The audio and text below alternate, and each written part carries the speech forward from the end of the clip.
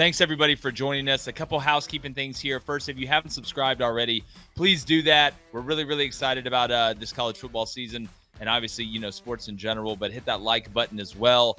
We really appreciate you guys being in here and everybody that was in the live chat last night for the live stream. That was a great time. All you guys showed up and showed out. We really, really appreciate it. And we're really excited to bring you the show today. But let's get started. David Cohn, former Michigan quarterback. As you can see, my brother, former Western State Colorado wide receiver, Blaine Crane. And guys, a lot to get to. We're going to get to the chat. Obviously, no live calls today. It's a road game. We're going to be back in the studio taking live calls tomorrow, but we're going to get to the chat a lot. Remember, if you donate, it will get read, and we're going to read some if they're on topic, even if you don't donate, because we love everybody. But we got to start off, fellas. The SEC. Again, we're all from SEC country. I'm from Alabama. My brother is too. David, you're from Georgia. So you got to be able. Yeah. You got to be. But you went to Michigan, so I'm not gonna include you in this. And we got to be honest, right? All the time. That's the real way to win the water cooler. And look, the SEC most likely probably will still end up being the best conference. But they took it on the chin this weekend, and it wasn't just that. Hey. There was a neutral site loss, or LSU lost to USC last night, which we're going to get into. But Florida lost at home against Miami. Texas A&M lost at home against Notre Dame. Now, nobody expected Florida to come and win the SEC, and the way it's looking right now, this may be Billy's last lap, but it's still Florida. A&M hosting Notre Dame, they were the favorite going into that game. So outside of Vanderbilt, beating Virginia Tech, which was obviously a big upset and excited for them, and Georgia just beating Clemson to death, especially in the second half. The rest of the SEC didn't play a bunch of big-time teams, but David, I'll start with you. How are you feeling about the Southeastern Conference when the Big Ten just went 17-1, including USC beating LSU? You guys know how I feel about this conference allegiance. Maybe we even need to coin a new term for it. When you make one blanket statement about an entire race of people, we call it racism. Maybe when you make one blanket statement about a whole conference based off a few of the teams, we got to call it conferenism or something like that. Look, they're really good across the country, and that's how it should be because we love college football. There's really great teams, really bad teams, and really mediocre teams in every single one of these conferences. You got to look at the individual specific matchups, right? So when you talk about Miami and Florida, Miami's just more talented than Florida for the first time in a long time. We had to see it with our own eyes just to know how good they were, but they're just better than them, and they beat them. Texas A&M, Notre Dame, I didn't like the spread from the start. I thought Vegas had it wrong, which is why I took Notre Dame money line. I didn't even want the plus 3 points. I thought they were a touchdown better than them on a neutral site. Give Texas A&M a couple points because it was in College Station, and the game was really tight throughout. Notre Dame pulled it off. Then that gets us to LSU, USC. Two really great teams yesterday played a great ball game that could have gone either way. I took LSU beforehand, but look, it was just the bounce of the ball. We keep talking about this pattern has emerged in opening week games for Brian Kelly. Well, if that's the case, then the pattern is going to continue to emerge, and they're going to be 6-1 by the time they have a bye week and face Ole Miss, and they might be 8-1 by the time Alabama comes to Baton Rouge. But yeah, look, I rewatched the game again this morning. USC made some mistakes. They got away with every single one of them. A couple forced throws from Miller Moss, a couple batted balls, the pitch back on the end around. They got away with all those mistakes. LSU committed way too many penalties. And then the biggest thing for me, one play caller, Lincoln Riley, got the football to his best playmakers in crunch time when it mattered most.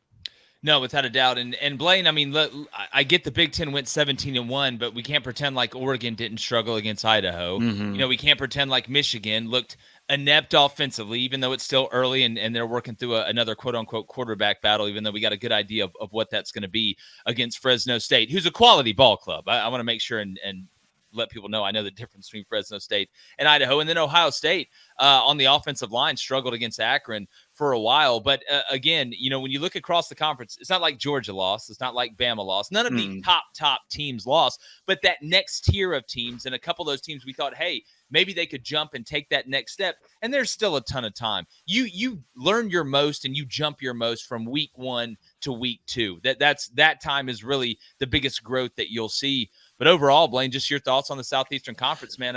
Sometimes, you got to call a spade a spade. Yeah, and at the end of the day, you bring up those Big Ten teams.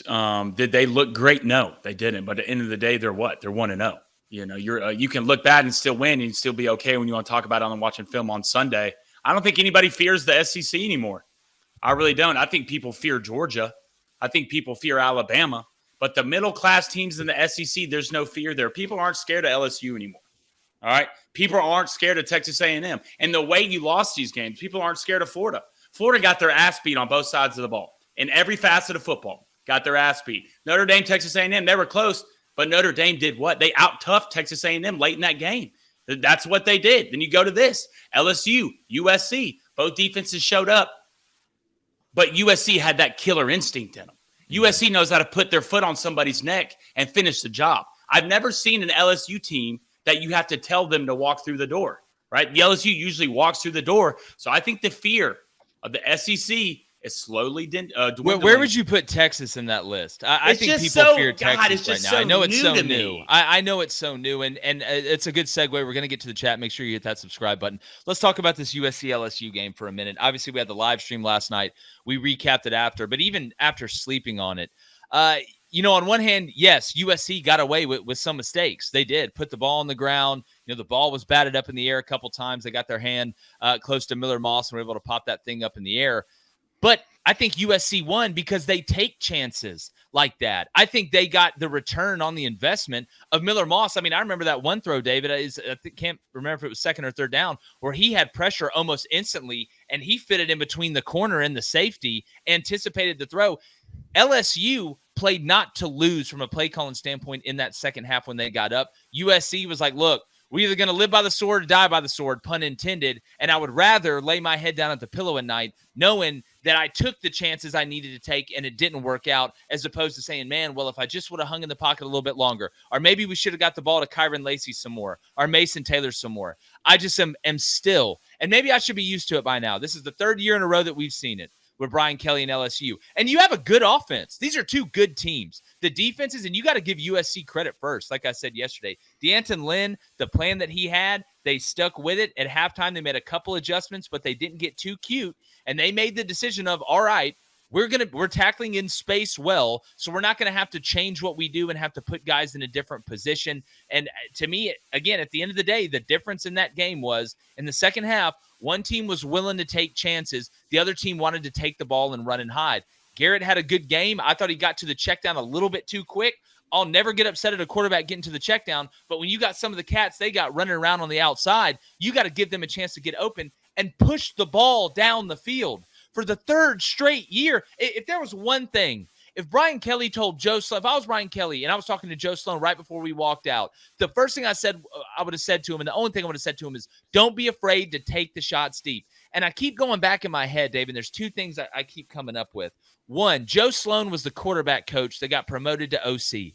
I wonder how many times he told Nussmeier, just don't turn the ball over, make good decisions. We're going to be able to run over them on offense. The only way they're going to win is if we screw it up. And I think you saw a quarterback that played like that. And you cannot win games against good teams. The second thing I noticed, they went for the 4th and 2 on the first drive, right? And they didn't get it. I wonder how much that made Brian Kelly think, well, maybe we need to go a little bit more conservative here. I already kind of shot my wad early on going for it. But I just go back and look, and it's the same thing we said last night. Two good teams, but if I'm an LSU fan, I'm sick because my team didn't take the chances down the field and get the ball to the guy that was balling, the two guys that were balling the whole first half in Kyron Lacey and Mason Taylor. I mean, is it that simple? It only took one drive for Kyron Lacey to establish himself as the new dog at wide receiver for LSU, right? We've been talking about this. Who's really going to step up and take over that role after LSU sends 2 first-rounders to the NFL? Kyron Lacey established himself on the first drive, and then in the second half, he had, what, was it 2 targets? Something like that? Like, there's that more targets that are by my house right now than he got in the second me half. too. One right across the street.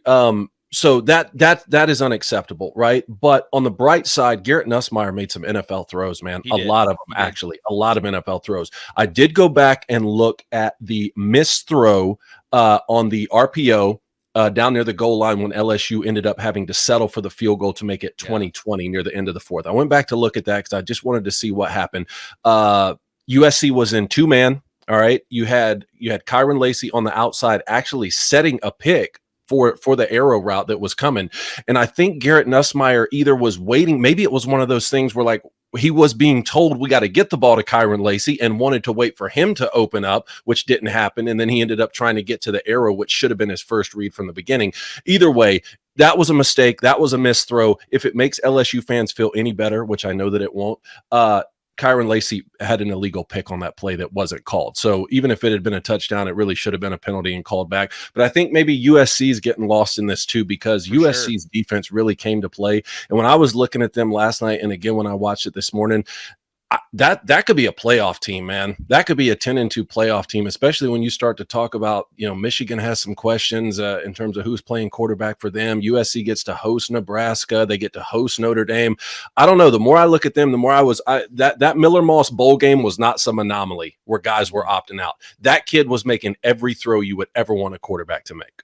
And Blaine, I want to stick on USC for a second, but before we move to the chat here, we're used to watching USC make wow plays on offense, right? Like even the catch they made last night. I'm used to watching USC on offense do just incredible things and me be amazed at what they do.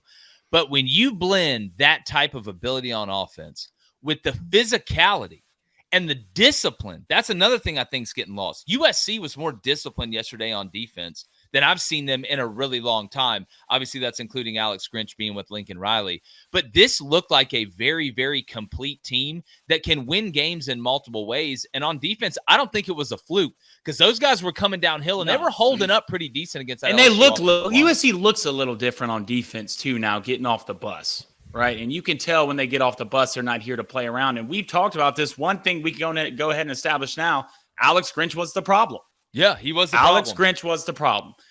2, Lincoln Riley just needs a servable defense, right? They don't need to be great. They can be good. If Lincoln Riley's had a good defense in his last couple of years, he probably has a national championship under his belt. I believe in this USC team, and I believe in Miller Moss. And if they can find a lane, all right, if they can be in the right spot on defense, which is half the battle. And the biggest thing on me is they tackled. USC tackled better in open space than LSU, which I would never thought I would say in my life. If USC can check a couple boxes on defense, right, their offense is good enough to get you to the playoffs and maybe even get you further. We don't really know what the ceiling is yet for Miller Moss. The same thing with Nico. We don't know what the ceiling is. They have Branch, that tight end they have weapons on offense. They always will. But if their defense plays like that, remotely anything like that for the rest of the year, USC is going to be in the playoffs. If LSU has the defense we saw last year, they may win the whole thing. And Caleb Williams has the defense last year. They might win the whole. Caleb Williams is probably livid at the Bears who gave up 20 points against LSU. I will say it is phenomenal that both of these programs could lose Heisman Trophy winning quarterbacks, and the quarterback position really wasn't the problem for either one of them. I mean, both of those kids came in and really balled. I mean, despite a couple missed throws that we talked about, but hey, you throw the ball 35 times, like, you're 1 or 2 passes. Let me just put this stat out there real quick, and this is from Garrett Nussmeier's passing on offense. 24 out of his 38 passing attempts were under 10 yards. I'm telling you, boy was getting to the check down so quick. If you go back and watch that game, it was almost like, all right, ball, first read's not there, check down. He wasn't even getting to the second and the third, and he looked a little bit sped up. We do have a clip before we get to the chat from Brian Kelly, and this is something I want us to talk about quickly before we get over there, and I just don't understand why you would go about it this way. Let's play Brian Kelly's clip right after the game. Obviously not very happy. And we're sitting here again. Talking about the same things, about not finishing when you have an opponent in a position to put them away. But what we're doing on the sideline is feeling like the game's over. And I'm so angry about it that I got to do something about it. I'm not doing a good enough job as a coach. Yeah, and that's the truth. Right. I think Brian Kelly is saying the truth. That's the way it looked. That's the way you called the plays on offense like the game was over. It's not just the sideline. It's the play calling and the guys on the field on offense as well. But the thing, and we got a Billy Napier clip that we're going to play later. The thing I always asked myself when I was coaching was, if what I'm about to say going to help or hurt my team? I felt like he said that one for the fans to try and let them know that he knew that it was a problem.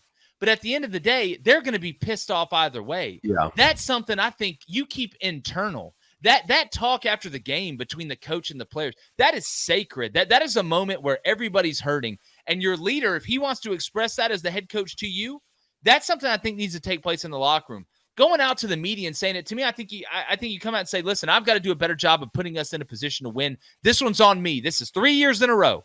This is on me, and it's unacceptable here. And I feel like I've let the players down, and I'm going to get it fixed. You take responsibility for it because you are the head coach. You are the one making millions and millions of dollars, even though some of those guys are probably making $1 million or something close to it. The buck stops with you. I understand being angry. I understand being emotional, but I'm not a big fan of going to the media and saying what I'm going to say to the players to them, David. Blaine, what's your takeaway on Brian Kelly's post-game press conference? I mean, it's just off. It's just off. It reminded me, and I saw this on Twitter too, and I laughed my ass off when I saw it. But someone said this reminded me of when old boy from Iron Man said, "Tony Stark made this in a cave with a bunch of scraps." It's your fault. It's your fault. It's not the player's fault. It's not the fans' fault. It's your fault. You're the head coach. From a play calling standpoint, y'all blew it. I said this yesterday. You went to Vegas. All right, you packed your golf bag.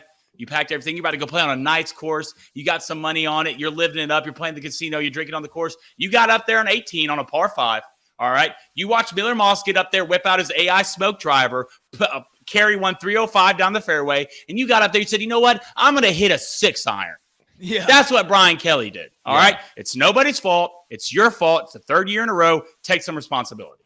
It is one of those things, like you said, Jake, where LSU fans are going to be mad no matter what you say. They're going to be mad no matter if you show up for the post-game press conference or not.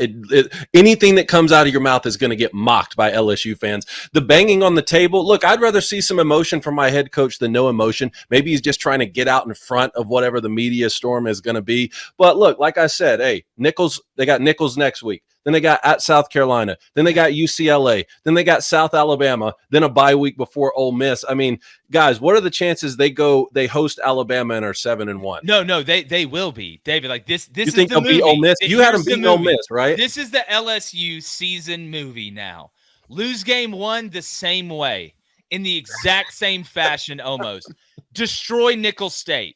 Last year, they went to Mississippi State. Jaden Daniels threw the ball down the field, looked like Johnny Unitas, threw for God knows how what. They'll do that to South Carolina, and then everybody will get back on the train. Oh, we know the problems. They're fixed now, and then you're going to have to go beat Bama. But this one puts you such behind the 8 ball, right? And you have to thread the needle even more. But the good part is you do have conference play left. But this, Blaine, is the LSU movie, and with that, let's get into the chat.